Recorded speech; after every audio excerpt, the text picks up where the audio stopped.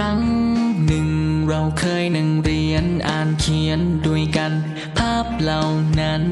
ยังจำไม่เคยเลือนเพื่อนฉันที่คอยปลุกกันไปเรียนแม้วันนี้ต้องห่างไกลแต่ความเป็นเพื่อนยังคงเหมือนเดิมเดินบนทางที่มีเพื่อนร่วมทางไม่หวั่นกลัวสิ่งใดๆเรากระทำด้วยความจริงใจหากจำเป็นต้องแยกย้ายและห่างไกลสักเท่าไรสุดท้ายสักวันเราจะวนมาพบกันจะเป็นเพื่อนกันจนวันสุดท้ายเก็บเป็นความทรงจำที่ดีจนกว่าชีพต้องมาลายถึงแม้อยู่ห่างกันแค่ไหนยังคงคิดถึงได้ใช่ไหมดูแลตัวเองนะรู้ไหมเราจะเป็นเพื่อนกันจะเก็บเป็นความทรงจำที่แสนดีที่ครั้งหนึ่งเราเคยได้เรียนด้วยกันที่ตรงนี้สนิทกันเรารู้จักมา10 ปีกินข้าวก็กินด้วยกันไม่เคยห่างกันเลยสักนาทีอยู่ไหนก็มีมึงตลอดวันไหนที่ผิดพลาดก็ยังมีมึงที่คอยปลอบกูเนี่ยสำหรับมึงมีค่ามากกว่าเงินเดือนนี่แหละที่กูเรียกกันว่าเพื่อนทะเลาะกันในบางครั้งเราไม่เคยเลิกเป็นเพื่อนกันสุดท้ายเราต้องมาคุยกันปรับความเข้าใจให้เข้าใจตรงไหนไม่เข้าใจให้เข้าใจใช้เวลาไม่นานพอรู้ใจเพราะนี่คือจะเป็นเพื่อนกัน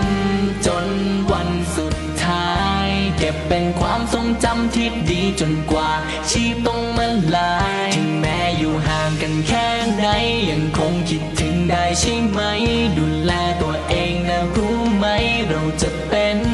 เพื่อนกันตลอดเพื่อนฉันเราเพื่อนกันมีปัญหาอะไรเราช่วยกันยามทุกข์เพื่อนทุกข์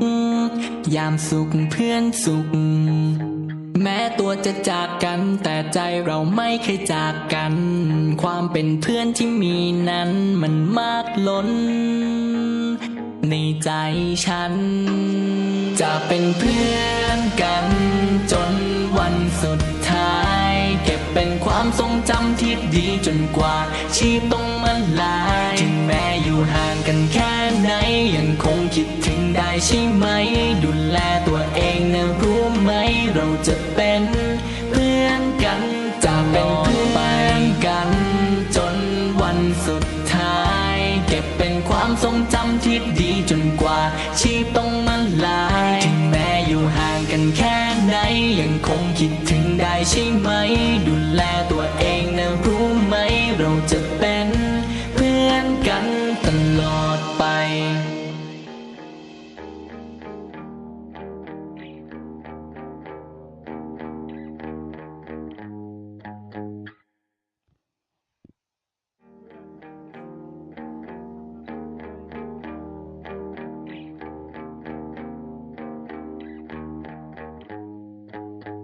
ครั้ง